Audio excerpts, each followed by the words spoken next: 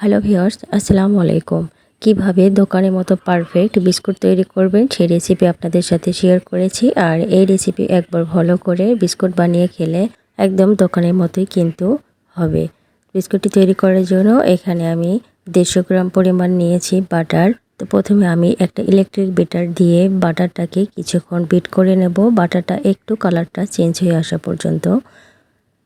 তো কিছুক্ষণ বিট করে নেওয়ার পরে দেখবেন বাটারের কালারটা একটু চেঞ্জ হয়ে আসবে। এই পর্যায়ে আমি মিষ্টির জন্য দিয়ে দিচ্ছি হাফ কাপ পরিমাণ চিনি। তো চিনিটাকে আমি ব্লেন্ডারে ব্লেন্ড করে নিয়েছি। তো চিনিটা দিয়ে আমি আবারও বিট করে নেব একদম চিনিটা গলে আসা পর্যন্ত। আর যখন দেখবেন বাটারটা একদম ফমি ভাব চলে এসেছে, এই পর্যায়ে আমি দিয়ে দিচ্ছি একটা ডিম আর 1 চা চামচ পরিমাণ ভ্যানিলা এসেন্স। তো ভ্যানিলা আর ডিমটা দিয়ে আবারও আমি বিট করে নেব।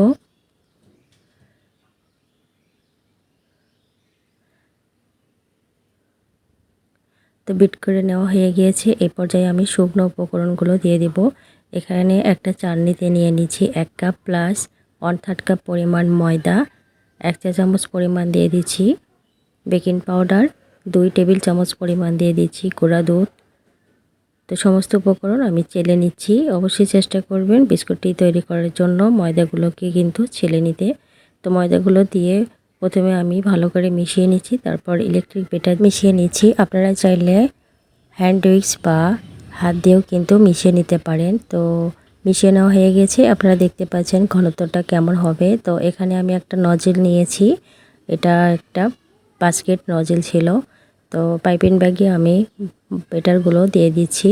তো পাইপিং ব্যাগে ভরে নিয়ে যেখানে আমি বিস্কুট তৈরি করব একটা বেকিং ট্রে নিয়েছি, সেখানে আমি এভাবে আঁকাবাঁকা করে ডিজাইনটা তৈরি করে নিচ্ছি। আর আপনারা চাইলে কিন্তু আপনাদের পছন্দ মতো বিস্কুটের ডিজাইনটা তৈরি করে নিতে পারেন। তো এভাবে আমি সবগুলোই কিন্তু বিস্কুটটি তৈরি করে নিচ্ছি।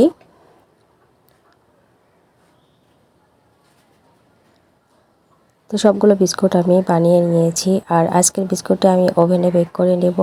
তো ওভেনে আমি 160 ডিগ্রি সেলসিয়াসে 15 মিনিটের জন্য বিস্কুটটি তৈরি করে নিয়েছি। আর দেখতে পাচ্ছেন 15 মিনিট পরেই আমি ওভেন থেকে বের করে ঠান্ডা করে নিয়েছি। আর কতটা পারফেক্ট আর কতটা সুন্দর কালার চলে এসেছে। আর এভাবে আমি সবগুলো বিস্কুটই কিন্তু বানিয়ে নিয়েছি। তো বিস্কুটটি কিন্তু দেখতে খুবই লোভনীয় লাগছে আর খেতেও কিন্তু খুবই মজার হয় আর খুবই মুচমুচে হয়। তো এভাবে স্বাস্থ্যকর উপায়ে যদি বাসায় বিস্কুট বানিয়ে খান তাহলে কিন্তু দোকান থেকে আর কখনোই কিনে খেতে ইচ্ছে করবে না। তো অবশ্যই একবার চেষ্টা করবেন। আর ভিডিওটি ভালো লাগলে লাইক কমেন্ট শেয়ার করবেন। তো আজকের মতো বিদায় নিচ্ছি। আসসালামু আলাইকুম।